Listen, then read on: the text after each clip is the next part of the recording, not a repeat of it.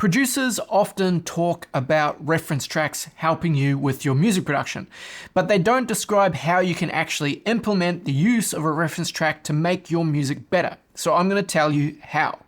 First, we need to establish what a reference track is. My best description is a piece of music that you like.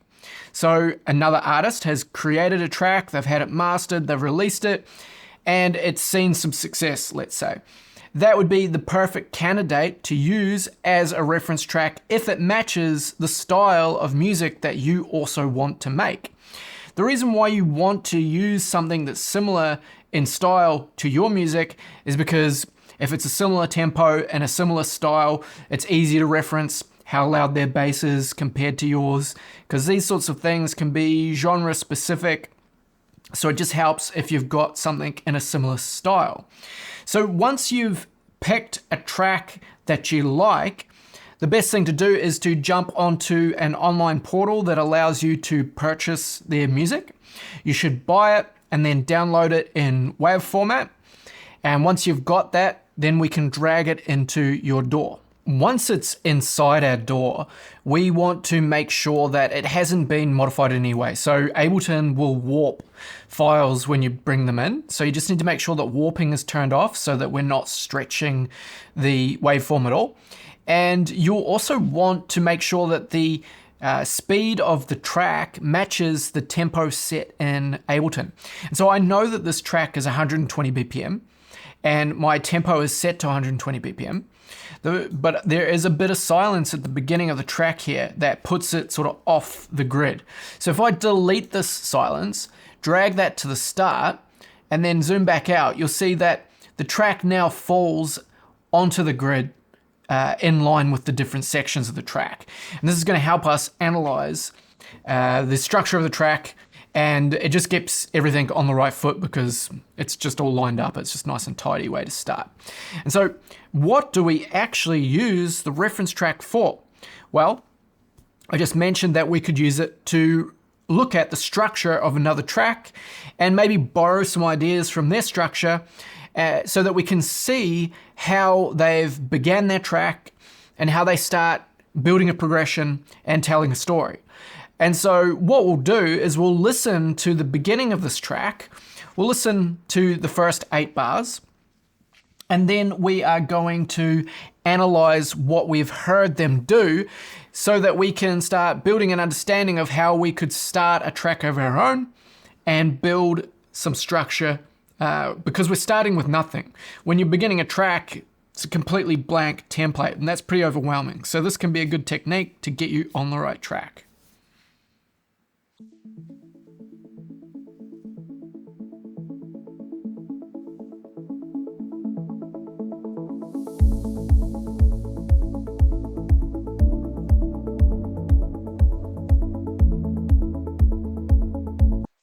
Right now, this is just a cheesy piece of AI music that I've used.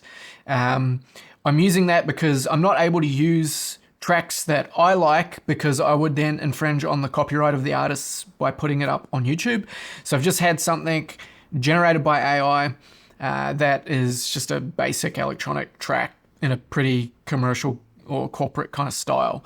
And so we'll just use this because it's still structured like a piece of electronic music and it's still going to give us the same idea whether we were referencing a professional track or not. The principles are going to be the same. And so what we just heard was we heard the beginning of the track starts with an arpeggio.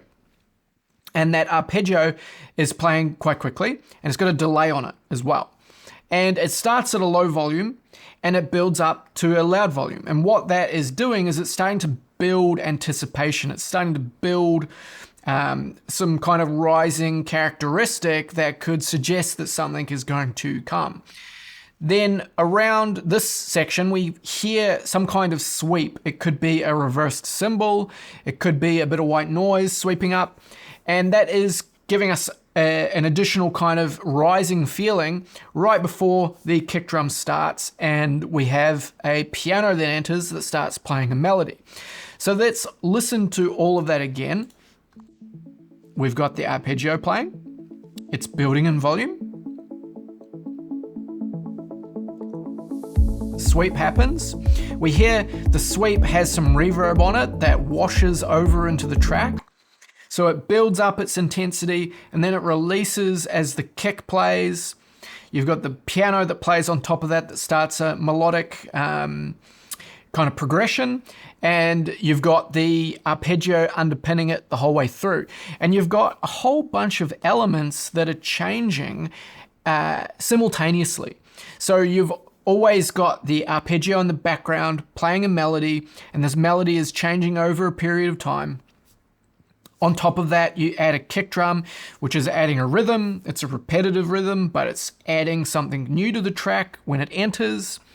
You've got a piano that's also playing over time, and it's playing a different, but it's playing a melody that is different, obviously, to the arpeggio. And these two things interplay, and as they change over time, it's creating a nice puzzle for our brain to be entertained by, and our brain is stimulated by trying to understand the patterns and the structure that we're setting up, right? And if we were just to listen to that on repeat over and over again, it would start getting really boring. But because it's constantly changing, our brain is constantly engaged by it. So what happens next? What I've done is now I've made a little progression with some samples based on what I learned from analyzing the reference track. So I'll play it to you and you can have a little bit of a listen and then we'll talk about it.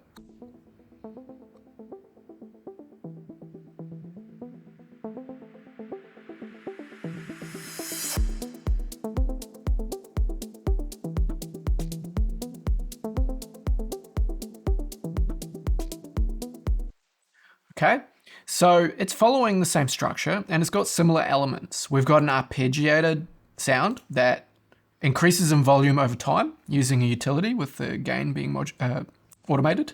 And then we've got some sweeps that rise up into a kick drum, some hi-hats, etc. Just like all the same elements exist in this reference track. Okay, so I can use the reference track's mix to start influencing the volume balance of all of my elements and make sure that I have a clear and balanced mix using it as a reference. So for example, one thing that I would notice straight away is that my sweeps are quite loud compared to the reference track. So I would come in here and I'd go and turn them down, and I would then play back my track. Right, that's more subtle and leads into the kick, playing in a much more kind of even and smooth kind of manner. They don't overpower it in terms of volume. And then we can start looking at other parts of the track. We could say, okay, the kick compared to the arpeggiated sound, how's the balance seem in comparison to the balance that's met in this track? Right, and in this case, I'm going to say that the kick and arpeggiated sound are fine in terms of their balance. What you'll notice though is that the hats in the reference track are really quiet versus the hats in my track being really loud. And so we could choose to tame the hats, or we could choose that maybe the hats in the reference track were a little bit too subdued and quiet. And maybe I'm going for a bit more of a charging kind of track, so I want them to be more prominent. So I can obviously deviate from the reference track. I don't want to copy it exactly. I want to use it to influence the decisions that I'm making. And so this is how I would start comparing their track to my track in order to make sure that the mix is balanced, but to also make sure that I tell the story that my track is going to tell, which is going to be different from the original track because I'm writing a unique piece of music that's different. Okay, so we've got a well-balanced mix. We will have noticed along the way though that there's a problem that we've got. If I play my track and then I play the reference track is much louder. And so I've got this volume problem where, and this can interrupt the mix phase when we're trying to use the reference track for mixing, but it's something that we want to guide us during the mastering phase. So we really have to be careful of what part of the journey we're on. So when I'm in the mix phase, of course their track is going to be much louder because it's been mastered already. What I can do is I can use a volume measurement tool to help me. And when I'm in the mix phase, what I'll do is I'll listen to the loudest part of the mastered reference track. Let's listen to this period of time and press play.